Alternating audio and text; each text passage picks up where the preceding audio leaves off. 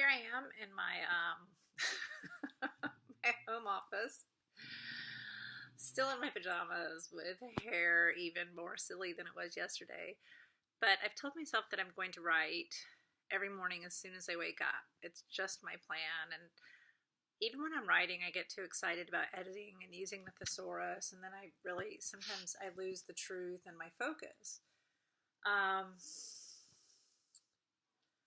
I woke this morning to well, I wasn't even waking up. I slept last night in this weird semi-conscious state where I was very engaged in the dream I was having. I was having to make choices and having to navigate.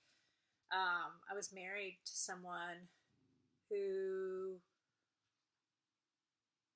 had killed someone in our house, and I had to pretend that I didn't know in order to keep safe. I just had to keep going along as if. But I was terrified, and there were other people in the community who knew what was going on, and all they wanted to advise me to do was just to go along to stay safe. They weren't willing to do anything. There was someone dead in my house, and I was terrified. The idea of having a dead person in my house and knowing that the person I was married to was responsible for their death and maintaining whatever holding place existed in my home. But it was a crazy dream. And I woke up thinking about there was nobody I could go to. Everybody just, everybody knew the truth, and everybody was aware of what it was my job to do if I wanted to stay safe. Basically the most I could hope for was not even safety, but avoidance of harm or death. That was the most I could hope for. So it was a crazy dream, because the man who was, my husband in the dream was not anybody I've ever seen before, but it's such a metaphoric place. Anyway, so after I finished processing that, I thought immediately about the situation with my mother, and there aren't very many pictures of me as a baby, but there's one picture that she gave me of her holding me, and I showed my boys. My younger son said, "I don't even think she liked you when this picture was taken." I was seriously probably like 3 months old, but you think if there's a picture taken and you're going to pass it on to the child later in life, like you'd be looking lovingly at them or whatever. But I was clearly held like maybe I had a poopy diaper or something. And he asked me, he's like, "Did she ever even love you, Mom?" And I said, I think she loved me the way that she knew how to love me. And I said, I don't think she was ever very kind or patient or interested in who I was. And that hurt me a lot. And I can't speak to what she felt in her heart, but all of her actions, are suggestive of, I don't like you, but please don't go away. Like, I'm not allowed to reject her, but I'm definitely not welcome. It was very confusing. Anyway, I think about, the end of her life is nearing. She's 84 and she's not healthy right now, maybe. And I'm 48. There's 48 years of relationship leading up to this. I don't choose this reality today. Like 48 years went into building exactly what we have today, which just reminds me that every single day I am building my relationship with my children. Like I'm building it.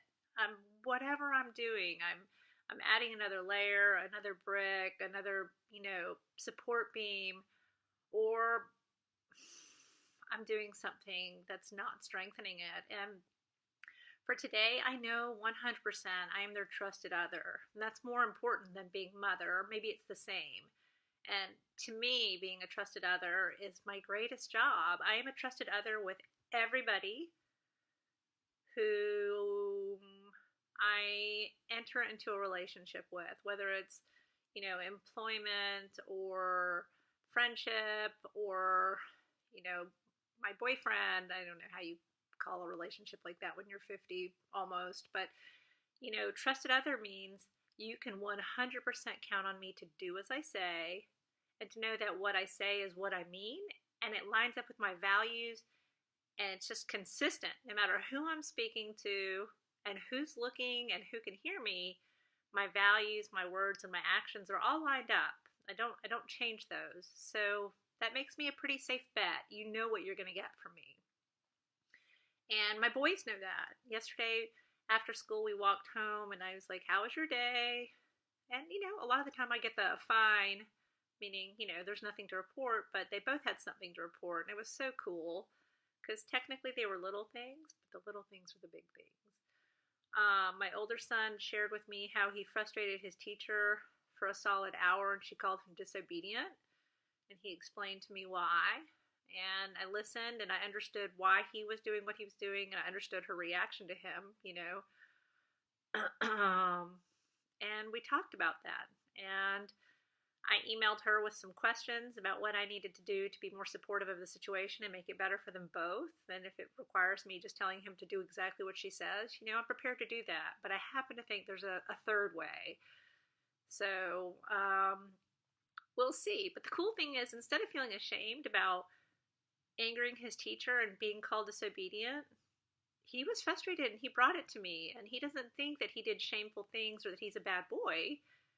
And that's amazing, because I can think of all the times I got in trouble when I was little, or even the times I got hurt. I was so ashamed because what I heard in my home over and over was, you got what you deserved.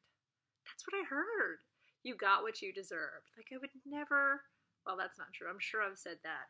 But it's not the standing, position of me is that if something bad befalls one of my children, the answer is you got what you deserved, And then my other son, who's just such a little justice seeker, civic-minded, cool little guy, was called to tell the truth in a situation where the truth was not in favor of two of his best friends. And his two best friends were upset with him.